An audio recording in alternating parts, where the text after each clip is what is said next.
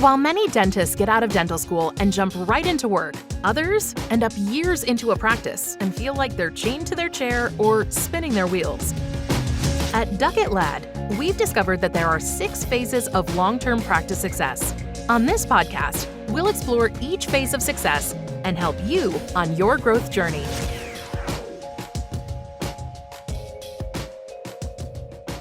Hey everybody, welcome back to the Dental Momentum Podcast powered by Duckett Ladd Dental CPAs and Advisors. Jared Duckett back at you with my business partner, Bill Ladd. And Bill, what is going on, buddy? Hey, I'm doing really good, Jared. It's good to be on here. It's good to tell some stories again. I think we got a great podcast lined up today. It's going to be fun. Yeah, I agree. I'm stoked about this podcast. You know, this was a couple weeks ago, here internally, our leadership team, we were talking about the 10X concept, right? Yeah. How about you can really 10X something and kind of really take it to the next level. And as we kind of dive in today with our guests, that 10X concept, you're going to kind of see it's going to come up, from where they started to where they are now. It's really cool just to see how they 10X'd and really grown the dental practice. So I'm excited. Ready to dive in? Yeah, let's go. All right. Well, guys, I just want to introduce you guys to Dr. Scott and Kelli Fischer with Fischer Family Dentistry out of Hendersonville, Tennessee. Scott, Kelli, appreciate you having us. Appreciate you coming on. Thank you. Glad to be here. And I see you guys are on the beach, right? Is that what you just said? You're living the dream, right? We're trying our best. Perfect. Well, I appreciate you jumping on here. I mean, we were talking a month ago, Scott, you and I were just really talking about, where you guys have come from, what you've created really, in your practice. And I thought it'd just be really cool today. And Bill, we were talking just to kind of unpack your journey. We're big on the dental momentum journey, about where you started, where you are now. So I'm just going to kind of throw it to you guys at the beginning, and Scott, Kelli, just jump in. Let's go back before you have your practice. Let's go back to dental school a little bit, talk about that, what that looked like, and then getting out, what happened from there. And we'll just really start unpacking the whole journey here. So I'll just throw it to you, Scott or Kelli. Where did dental school start? Love of dentistry come from? Let's dive in. We both grew up in Kentucky and ended up going to University of Kentucky Dental School together. We met there, dated, decided we were going to get married, and had to decide where to go, what to do. At the time in Kentucky, there's less population than Tennessee, and there's just 2 dental schools, and mostly once we decided we were going to practice together, we had to find a place that would hold 2 people somewhat. So we started looking around. I grew up just north of Nashville, so we decided we'd look in the Nashville area since I knew that fairly well.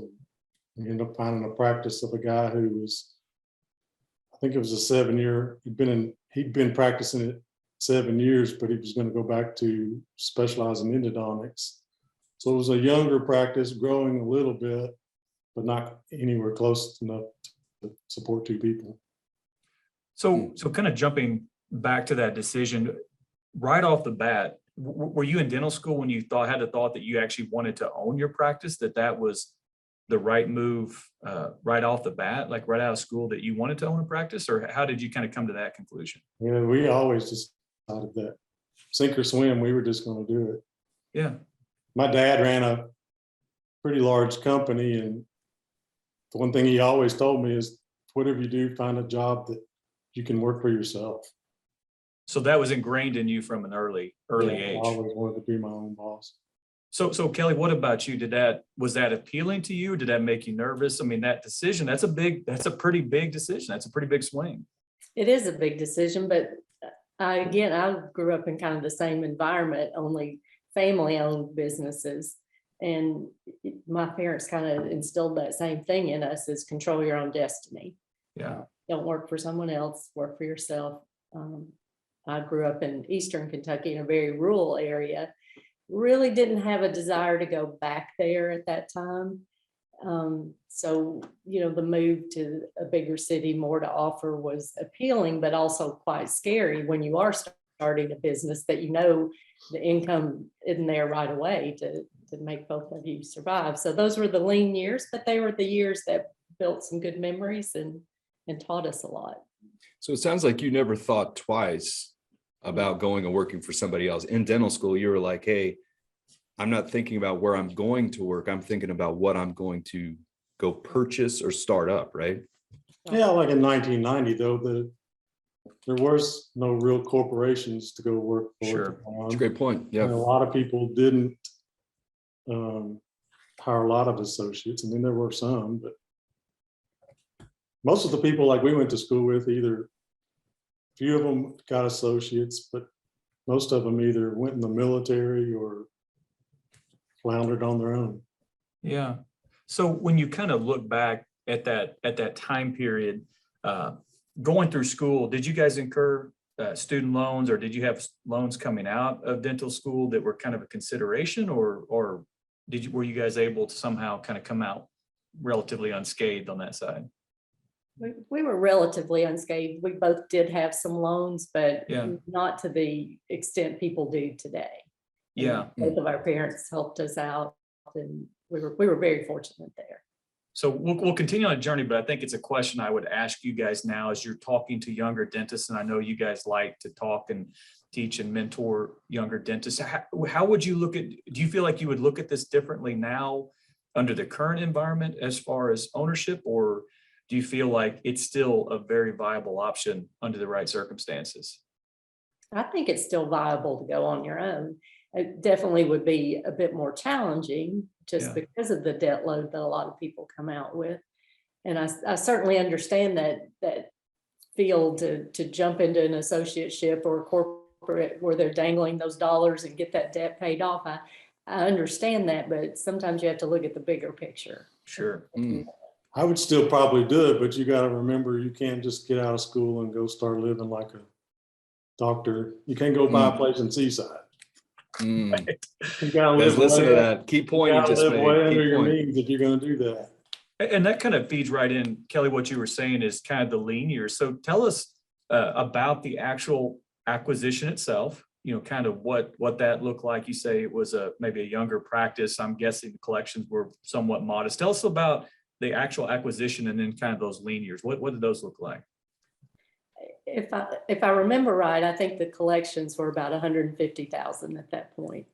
And, I was looking through my numbers. I'm a numbers geek, and I was trying to see when you all talked about doing this, where were we? What did we do? It was amazing to me that during those early years, collections and production were, almost 100%.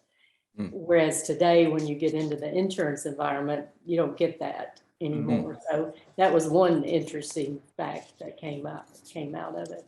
But I think you've just got to take your time, do the right thing, build it slowly. Like Scott said, you can't overspend. You've got to make wise choices. There's lots of people trying to sell you everything in the world. You've got to look at your return on investment. And that's what we did in the early years after we bought it. Everybody wanted us to buy the big shiny object, but if it wasn't going to make money for us, we didn't buy it. And, just things like that, just being cautious. So you said when we did buy the practice, I worked with the dentist for about 6 months in kind of a transition period while he was finishing some school up in Lexington. So that helped to be introduced to the patients, helped me learn a little bit about running an office. But 6 months is not a long time to learn how to run a business, and they don't teach us that. Right. So you said about 150,000 in collections. How many team members? What do the team members look like overall? I mean, you had the owning dentist, but whom else? We had one assistant that we shared, one hygienist, and one front office. And then it quickly became apparent that you needed a hygienist, but with two dentists, one of us was never doing much, so you didn't really need a hygienist. So we gave her time to find another. We didn't fire her, but we told her, we're not going to need you. We gave her time to find another job. Then when she found it, we became hygienists. One of us was doing dentistry, the other was doing hygiene. But in hindsight, that was actually, we really got to know these patients, instead of just coming in and checking them and all this. So we built our name and our brand doing hygiene. Yeah. So Kelli, by you that- were, go ahead, Bill. Oh, yeah, I'm sorry. So kind of looking at the numbers there, when you were looking at that, the hygienist, just from an overhead perspective, is what you're saying, it just didn't make sense in the model that you guys had. When one of us is sitting in a chair in the office doing nothing at the moment, and we were paying her, I don't know, probably $40,000 a year, Yeah. I might as well keep the 40 and do it myself. You guys were the plug, right? And you pay her, that comes out something. That's right. Exactly. Yeah, yeah. So Kelli, you worked with the cellar dentist for 6 months, and then Mhm. Scott came in and the cellar dentist hopped out. Is that what worked? It's kind of a funny story. We got married the last week of June, got back from our honeymoon on, I think, July the 1st or something, and July the 2nd, we took ownership of that practice, moved to a new city. Oh, not many changes there. Yeah. Wow. So, Did you buy the real estate of that practice as well? no, Not at that time. it was in a little strip center. leased Okay. back. And is this in the city that you guys are in now, in the Henderson? Yeah. Hendersonville? So now, knowing a little bit about that area, that whole area is just exploding and has been for years. But back then, was it the same way? Was it a really growing community, or what was it? No, No, it was a sleepy little bedtown community because most of the people worked in Nashville, but to get there, there was not a good road system. They hadn't built the commuter interstate yet or any of that. So Yeah. So what was the population to a degree at that time, give or take, of that I city? had 30,000. 30,000? Now it's almost 70. Yeah. So as you kind of look at that, do you kind of look back in hindsight that was one of those luck events that you were in a community, or did you see this? Did you envision it eventually that's going to become a huge We knew part of the Nashville was Nashville? going to grow, but not like it is now. Yeah. It's crazy. Yeah, it's location. You got a great location, right? and I think it was, I want to say 9 years in, I guess, we purchased a lot, built our own building, and took a bit of a gamble at that time on some information we did have, that we were building our office on what was to become the thoroughfare through that town. So at the time we built our office, it was us and a tire store, and we were at the dead end of a street, and you had to turn, make a U-turn to even get in our office. Now that is definitely the busiest street in the city, and it's major thoroughfare place to be. That's one of those, you had a little insight, but you got lucky in the end that it came to fruition. So kind of talking through that, from that acquisition to, like you said, 9 years in is when you kind of bought that land and built. I'm guessing you kind of had a transitory period where maybe at first it was probably pretty lean, but I'm guessing over time the profitability started increasing, or kind of walk us through your profitability journey and cash flow journey from those lean years till you got to the point where you could afford to go out and buy that building or buy the land and build a building. I think it probably took us about 7-8 years to feel like we were going to make it, I guess. The first 5 were hard. Yeah. I mean, when you say that, legitimately, was that internally as an entrepreneurial with a spirit, you kind of worry about, hey, I'm either going to crush it or I'm going to, roll highs and lows. I'm either going to crush it or I'm going to fail, or legitimately, did you have concerns about that? Oh, I'm the worrier, so I had Legitimate concerns. Yeah. It was the scraping together pennies to buy a pizza on Friday night kind Yeah. of. Yeah. Yeah, the big date night was a Domino's pizza and the VHS movie. Right. If you're really I going to remember splurge, those you get days. 2 movies, right? So so you said, Scott, those first 5 years are hard. What makes it so hard? Just the cash flow scraping by kind of deal, trying to get the production in the door, new patients, that sort of thing? Yeah, and like I said, at that time we hadn't figured out systems, so we were trying this and that, and we did like a year of the coupon dentistry. That was stupid. Never would do that again. Just figuring it out. At the time, I grew up in family businesses, had a little bit of business sense about me, but nothing like running a dental practice. And we found a good accountant that literally held my hand for many years. And I mean, we still use him today, but he taught me so much about finances and just being frugal and trying to get out of debt, trying not to get so far underneath your debt that you can't live. Yeah. That's another one of those luck moments, finding the right person, the right who is what we say that can kind of help you Right. as you're trying to learn this. Because you're right. You don't learn this in school. We didn't learn how to run a business in school either. And everybody kind of learns in their own manner. So tell me, when you said systems and process, I think that's probably worth stopping, Scott, and unpacking that. It sounds like that was almost a aha moment for you. At some point you realized that you were kind of capped out, or what made you decide to really invest time and energy into systems and processes? I guess when I got really serious about it was not that many years ago, maybe 10 or 15 years ago. I don't remember the exact name of the book, but it was one of the Disney books and how they do all their systems and everything. And that was kind of that aha moment for me of, as we're growing and we were adding so many staff members, and that's always the biggest challenge in running the business, was dealing with the staff. And kind of using their model of everything we do, we're all going to do it the same way, not to be scripted by any means, but we're going to have systems in place so we know what we do when this happens. And Yeah, so how'd you jump in and start getting that all together? I mean, how did you figure out what systems to document, who did it, and that sort of thing? I actually asked the staff to do most of it. You sit down and write down what you do every day. Walk me through a day. And then we would take that list and just slowly, it took years to develop it, but slowly tell me, okay, if you're going to make confirmation calls, tell me how you make those calls. Let's write this down so that if I hire someone in the future, we're going to tell her how to do that. And, just breaking it piece by piece. So when you look at that, let's go back to when you first rolled this out with your team that you had in place. What was their mentality? How'd they look at that? They thought I was crazy, I'm sure. Yeah, probably everything almost else resented I've the done. extra work, right? They Yeah. probably thought it was a Yeah. pain.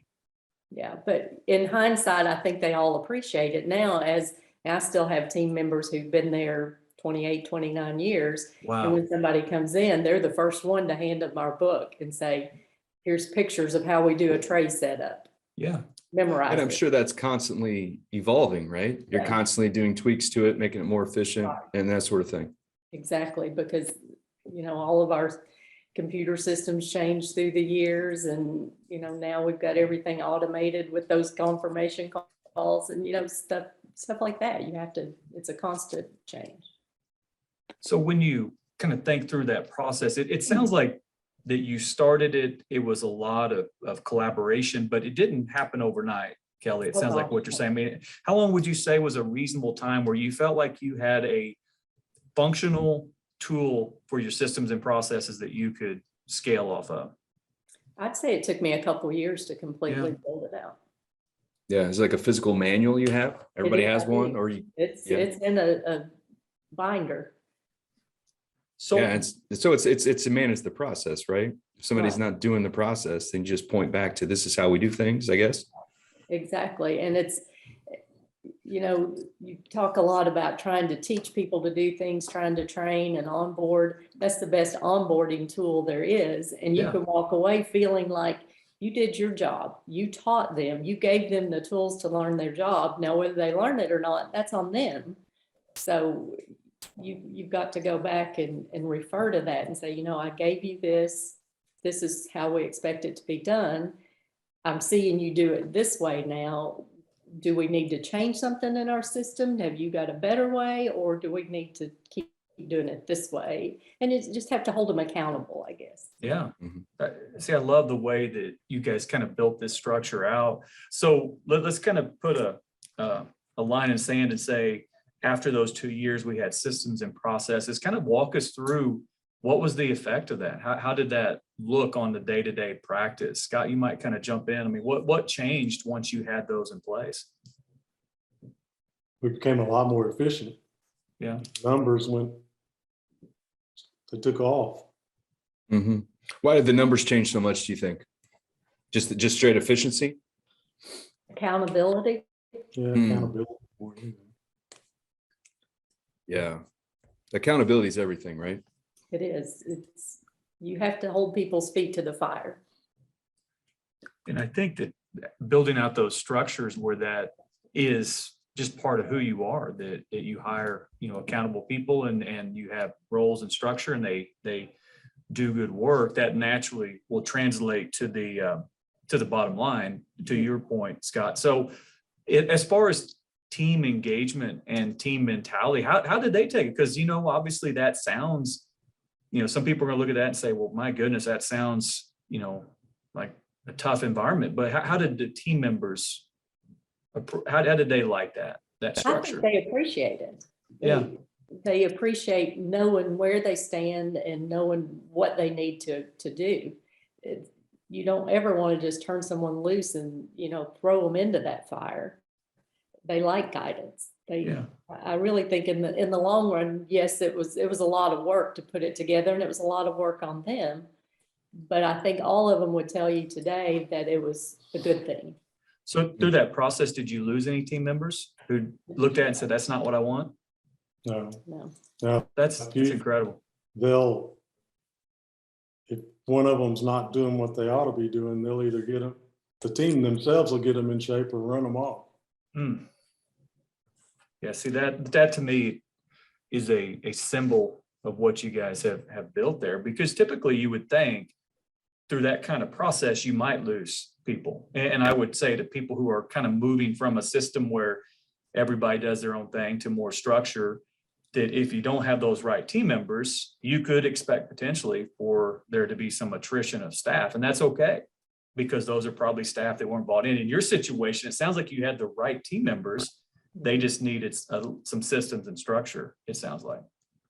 Yeah, we have always had great team members and been very fortunate not to have a lot of turnover. We've added a lot of staff through the years. I think we have 13 besides the two of us now. So it becomes more challenging, but one of the things that you can attribute success to is your staff. I mean, they don't come to that office to see me. They come to see these ladies that they have grown to love over the years. And somebody told me a long time ago, when you're hiring, which I think all of us will agree that is one of the most difficult jobs that we have. But when you're hiring, hire the person, not the skill set. And don't hire someone that you wouldn't want to go out to dinner with. Somebody told me that years ago, and I thought that's the dumbest thing I've ever heard, but absolutely the truest thing. So I try to hire good people who have the same philosophy, caring, people person, and the rest kind of works itself out. So I want to dive into that. Like, how do you keep those good people? But let's kind of set this a little bit. So you started at 150,000, three full-time people, including and then you guys. Year 7, you did systems and processes, got that dialed in, took a couple of years. Year 9, you looked at buying a piece of ground and building. What did the collections look like around year 9-ish? And then what did the team look like? What did the team consist of? How many people? Should kind of gauge where you're at.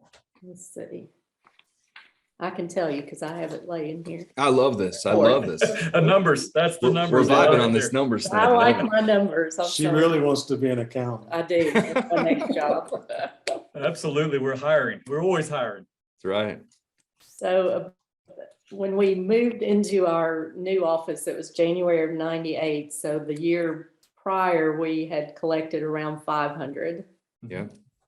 And then it went up from that point on, it went up by 150 to 200 every year. Yeah, so you just had consistent growth upon growth. And I'm guessing, looking back, would you attribute that to the changes you made as far as the systems and processes and standardizing procedures? I think a lot of that, probably the hardest decision we ever made was to build that building and do that. That was kind of a leap of faith in and of itself. But the best decision, because it gave us room to grow. We would have been stifled where we were. So were you just feeling a capacity issue, or Okay. did you want a location change, or what was the mindset? Both. Mhm. Yeah, so you were just at max capacity. We were in the older part of town and one of the original, like, 2 strip centers ever built. So Okay. it was kind of run down and out of the way. So now we're in the best part of the area and much bigger practice. How better far building, away? How far away did you move? How many miles? 2 miles maybe. Maybe 2 miles. All right. So kind of thinking forward into, again, trying to help people who are maybe a little bit further behind you in their journey. In today's environment, guys, would you look at that any differently as far as capacity and building, or, you know, going out and trying to find a piece of property that will support the practice you want? How do you think you would look at it today? Well, if I was going to build practice, I would never build it for what I need. I would build it for what I want. Explain that, Scott, kind of unpack that a little Because bit. if you think you're going to grow and you want to grow, I'm not going to buy a whole nother building or another piece of land, build a whole nother office and start over again. So when we had 4 operatories in the little place we were at. Yeah. Now we have 8. And honestly, We could we use, didn't build big enough. We could use 10. Yeah. You guys really doubled in. I think a lot of people, if you talk about younger dentists coming out of school trying to make that decision, one thing that, you know, a few years ago when corporate dentistry kind of came to the scene, that was a scary moment for all of us, even those of us who had been in business for a while. And I'm sure that weighs on their minds is, can I still be successful being a mom and pop startup like we did? Yeah. In this corporate environment? I think that's got to be a thought that's in the back of their mind. But I just honestly believe that there is still a place for that person, for that individual dentist to go. You've got to start small, you've got to scale. But when that thought is in the back of your mind that you are ready to grow, when you see the numbers, you've got to watch the numbers. When you see those numbers and you're ready to grow, do it. Don't wait. Yeah. So when you moved, when you got your new piece of ground and built, what was I know you had a capacity issue, so that, you know, gave you more capacity to do more production. What was your client's reaction? What was your team members' reaction? How did that look? The patients? The patients were excited for it too. They liked going to the new shiny office. It Yeah. wasn't, like I said, it wasn't but 1.5 miles, 2 miles. So it wasn't like they had to go out of their way. So I think we saw, if I remember correctly, we saw a big increase in referrals because people, I guess they were more proud of the building they were walking into at that point, rather than saying, you know, I'm going to the little strip center down here to this dentist. Now I'm going to Fischer Family Dentistry, you know, on the main road. It's a marketing play, right? Yeah. That new office helped marketing for sure. So I'm guessing that kind of as you're moving forward through the journey and now you're seeing those probably double-digit type growths almost every single year, it probably didn't take long to get comfortable with the decision to move into the new location. And maybe at that point, Kelli, you start feeling a little bit better about, hey, we are going to make it. We are going to survive. I'm guessing at this point, you're looking at your practice just a little differently than you did in those early years. Definitely. It's very scary to make the move, but I could tell you a month into the move, I said it was the best decision we ever made. Yeah. Yeah. There was a comfort zone there again. So dive a little bit on the team members, because I want to go back to what you guys said regarding team members are everything. You're so fortunate to have the team members you have. How do you guys get those team members and keep those team members? I'm going to let you pat yourselves on the back here big time. Yeah. What do you guys do to keep those people there? Because I agree with you. Team members are everything. They're what makes the business run. We give them a good environment to work in. We are, you know, we're the kind of people, what you see is what you get. You know, we're friends with them, but yet we know to keep that distance, and, you know, somebody's got to be the authoritative figure, but at the same time, you care about them, you care about their families. Don't come in and try to just be superior to everyone there. They are your family. And I think that's the biggest thing that has kept them there. They feel that they're appreciated and wanted. And I tell them every single day that they're the reason those patients are there, not me. Anybody can do what I do, but it takes a special person to love on those people and make them want to come back. We're more of their parent than their boss. We just don't try to hound them too much. You got to keep them, give them guidance, and you got to be their parent sometimes when it's time to be their parent or their boss. But for the most part, they run the place. We don't run it. Yeah.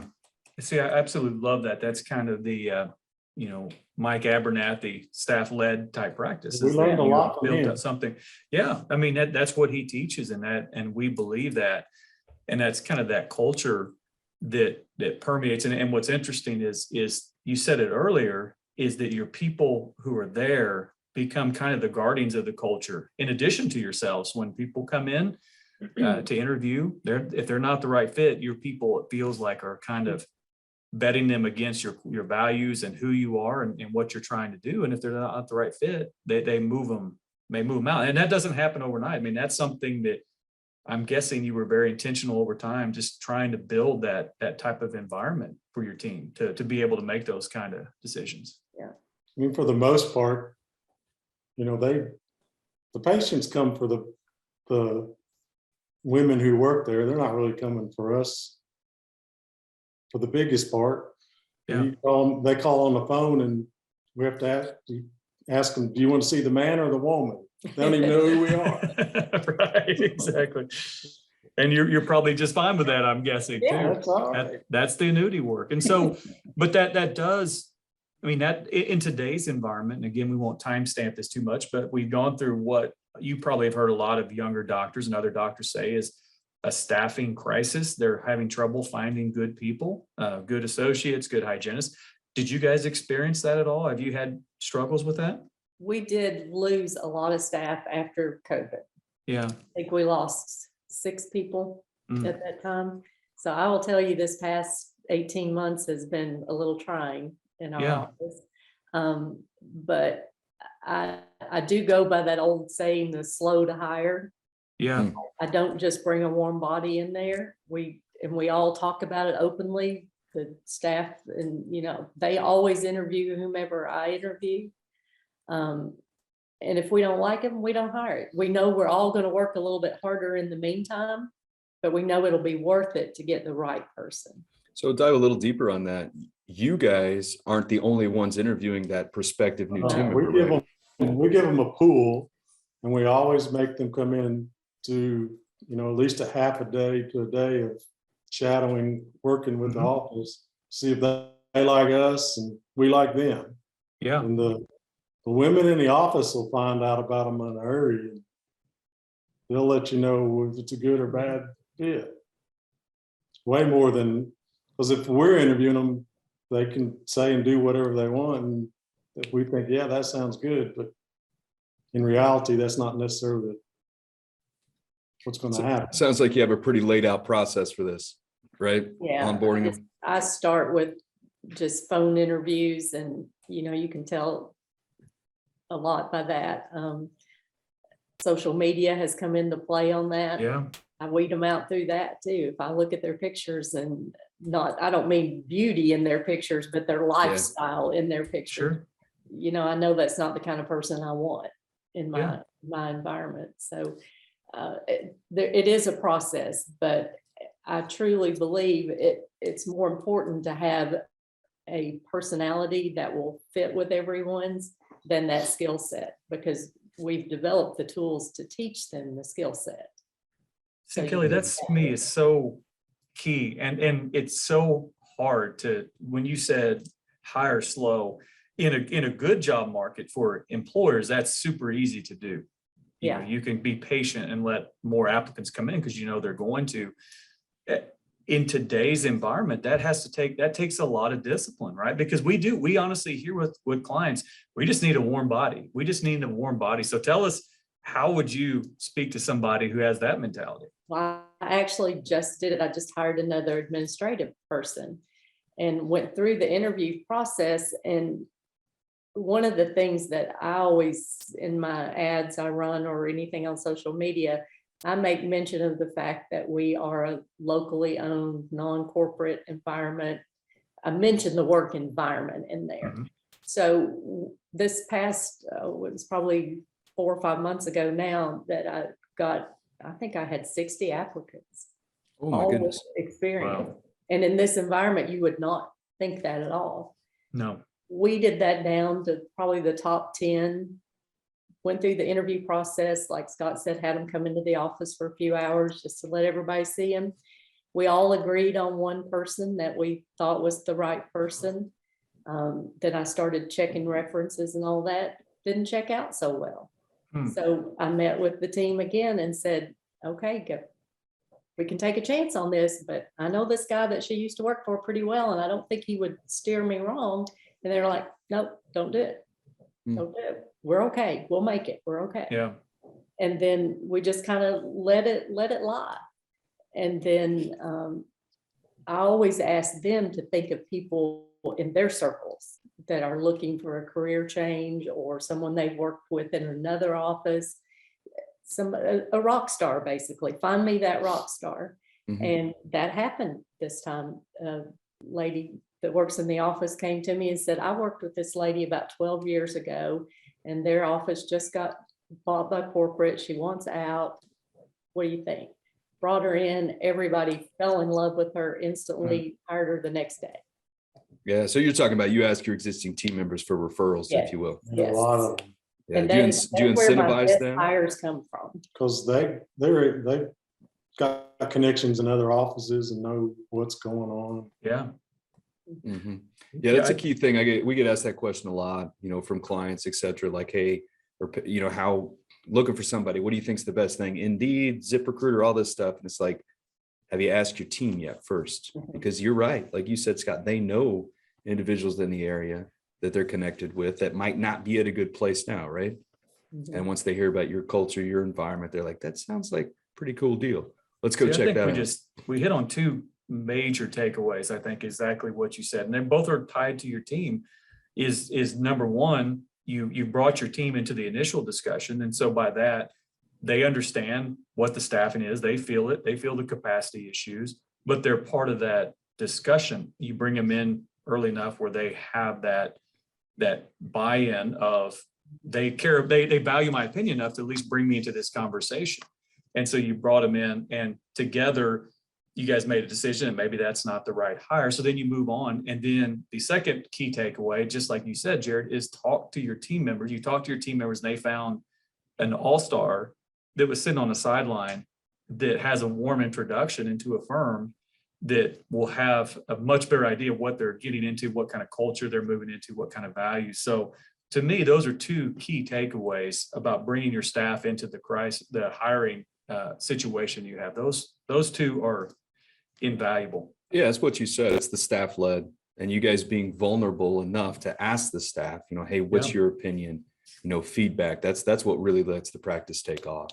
If you just hire them yourself and throw them into the pool of the existing employees, and there's not a fit, you got a lot of trouble on your hands. A No lot doubt. of trouble. Yeah. You And may it's end up the only one working is the one that should have been gone. That's right. No, you say that, Scott. That's exactly what happens. And I think that's a runaway culture too, sometimes, where people let things, when we call it the ostrich, you stick your head in the sand and hope all these problems go away. Well, they tend to, all the good problems the good people go away, and the bad problems are ones that are left. You're exactly right. And we see it. And that's something that can torpedo a practice quicker than anything, is when your good people who are bought into who you are and where you're going go, and you're stuck with the people who aren't the right fits. That's a great point too. Yeah. So hit on a little bit. So we're at year 9, you jumped in, bought the land, built the building, got to 8 ops. And then let's kind of shoot forward to today. Let's hit the year today. So that was year 9. Where are you guys at? What's 2021? What year is that? 2021 is best ever year. We just added, like I said, that other staff member. So there are 13 staff members plus Scott and I at this point. 4 full-time hygienists, and then the two of us. And I would say we could use a little more room. We're each kind of stifled to 2 rooms apiece because we work mostly the same hours. We do a little expanded schedule in there. We have 2 shifts, basically. One comes 7:30, 3:30. The other shift is 9 to 5. So we've got overlap in the middle of the day. There's no, the office is open that entire time. Lunches are by shifts so that we never really close during the day. But it's tight to run just the 2 of us with 2 operatories apiece during that middle of the day. That's tough. But, we're not at the point in our career where we're going to build a new building or anything. It's time to start thinking about exit strategy at this point. So Dollar wise, go ahead. Oh, no, please go ahead, Kelli. Dollar wise, we will probably hit around 3 million this year. Boom. So that's, I mean, I don't know what to attribute it to, honestly, this year. Well, that's what I was going to ask. I mean, you go from year 9 at 500K to a degree up to 3 million of collections now. That's another, say, 20 years. It's just great, consistent, steady growth. I mean, you said you don't know what to attribute to, but if you were to think of something, what would you attribute that to? I mean, it's great growth, where a lot of people would kind of, they just kind of stall out to a degree around a certain point, but you just keep going. I think you have to, in the early years, you just have to establish a personality for your practice. And our personality for our practice was community involved. From the get-go, we got involved in different civic organizations, helping out the schools. Scott used to coach a girls softball team, and he could tell you a whole nother story on that one. But, just being involved, being out there, getting your face out in public. Mm-hmm. And, don't go to work and then go home and shut the door and your neighbors don't know you and your town doesn't know you. Be a part of that community. And then it will come. People respect you. They want to come see you. You build those relationships with those people. And like Scott said in the very beginning, that part of us becoming the hygienist, we honestly have still carried that through to today, because I want to get to know my people. I don't want to do a 5-minute check and I can't remember your name when you come in next time. I want to get to know them. So every single new patient that comes through our office comes through us first. You do the first hygiene appointment. We do the first hygiene appointment with them. Wow. Now, is that a productive hour that we spend with them? We can make a lot more money not doing it. Well, maybe not productive in the long run. It's a long game, no doubt about it. I mean, that's that growth. That's how you kind of get there. And you get back to Jared, we see people plateau. There's usually kind of this revenue threshold that people kind of plateau at. And a lot of times it is a very transactional service with people. And the attrition rate as a result tends to be very high. And I'm guessing in your side, we have new patient growth and probably not as much attrition, because you do take the time to get to know those patients in that way. And we honestly could have more new patient growth than we can, because we work on a block scheduling system. So we limit the number of new patients at this point who can come in. But I feel like we get good new patients. We get everybody gets the Google referrals and everything today, but probably half of our referrals each month are from existing patients still. Yeah. And, that means a lot when they care enough to send their friends. So along the way to get to where you are now, have you brought in an additional doctor, associate, or is it just still you two as the doctors? Ever cross your mind, or you guys no, I got this? With the space we've got, we can't figure out how to do it yet. Yeah, to your point about building out what you want, not necessarily what you think you need at that point. So what's awesome there, guys, is you have more than 10x, to where you are now. 20x. Exactly. If you do the math. So we've kind of hit on all the high points, but let's kind of get real here. And let's just say, if you were to look back, what are some of the things that you would say you would have done differently, or something that besides the building, Scott, we kind of hit on that maybe your capacity issues are related to a decision that was made at the time, but any other tips or tricks that you would say that you learned the hard way that could help some of these young dentists out who are listening today? Oh, I would say just procedure wise, do the things that you're good at, do the things that you love. Don't get stuck in a rut of doing things that you have to do every day. Do it because you love it. Yeah. And do it because you're good at it. And if there's somebody else out there who can do it better than you, then refer it out. Yeah. And just always treat people right. As far as doing things differently, you know, yeah, there's always something you could do differently. You made a bad hire here or there, but overall, I guess maybe I would have done those systems a lot sooner than. There you go. Yeah, that would have saved a lot of trouble in the early years. But honestly, at that point, I'm not sure I knew enough to put together good systems. Yeah, we had a total of 3 hours of business classes in dental school. And I don't think that's changed in the intervening years. I mean, it's still the same thing. No. And So what would you want to have known out of business school regarding business? I mean, everything, or like, when you're in dental school or medical school or any specialty school like that, you really want to get into it because you want to do that kind of work and help people. Yeah. What you never really think about in the back of your mind is, no matter what it is, when it all comes down to it, it's just a business. And you got to treat it like a business, or you're not going to help a lot of people because nobody's going to come see you to help. mm-hmm. So you got to figure that out. I guess kind of your all's line of work. I wish I had known more of the accounting end of it. That's one thing that would have helped a whole lot in the beginning. To this day, I still do most of my own bookkeeping work just because I enjoy that part of it. Sure. Yeah. But I also think you've got to keep a close eye on your numbers. And if that's going to dictate what you do, I see so many people that don't have any idea where their money's going. I can account for every single penny.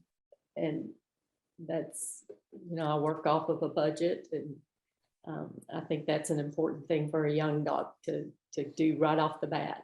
So you're saying let those numbers dictate your decisions as opposed to gut. Yeah.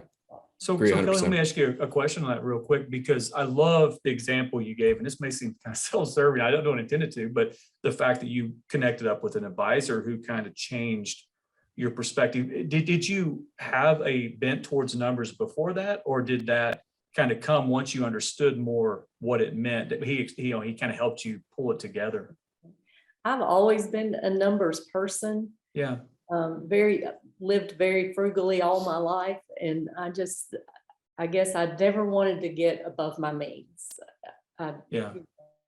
There's nothing worse to me than trying to dig yourself out of a hole, and I guess that's why I let that lead me all the way. Yeah. Mm-hmm. So what's next, guys? I mean, you're here 2021. What's next? We're great practice, great location. What's that?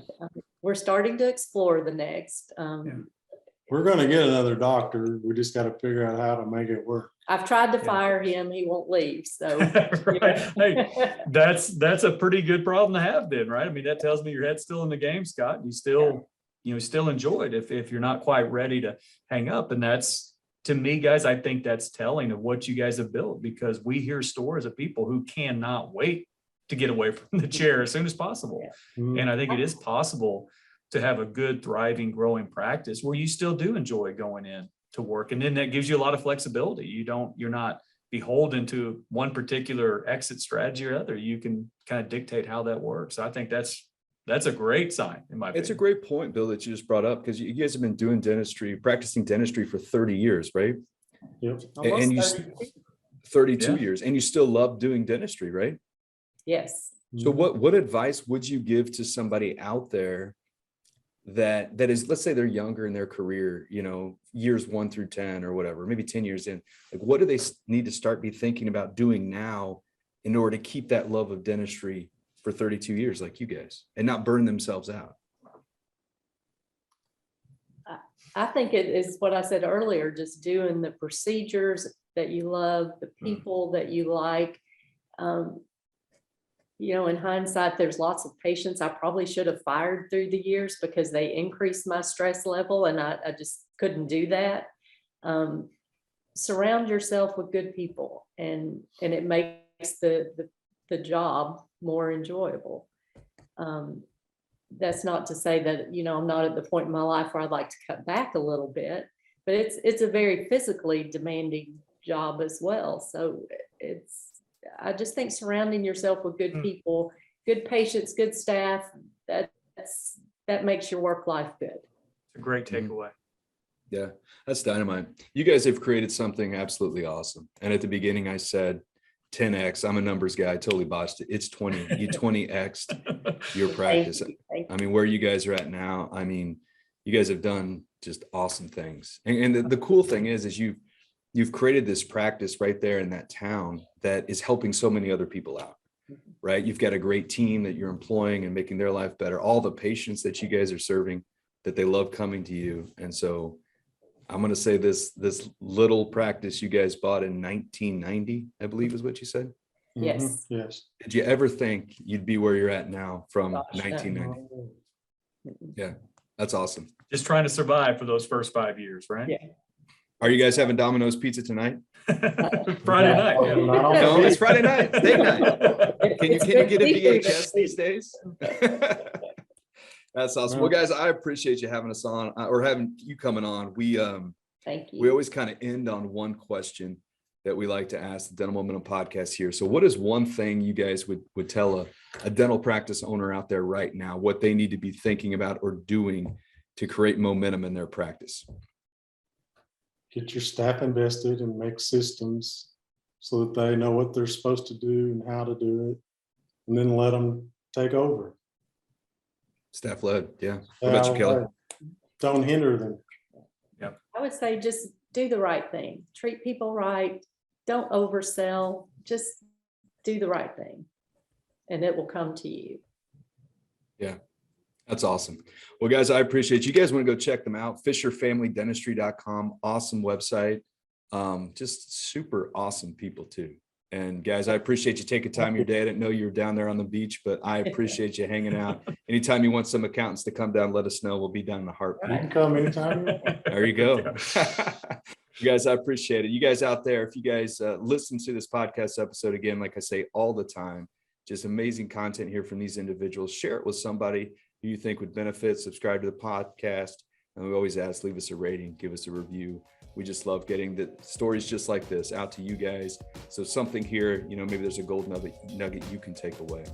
But Scott, Kelly, appreciate you. Bill, appreciate you as always, my friend. Got it. Until next time, you guys out there have a great day. Talk to you guys soon. Thanks.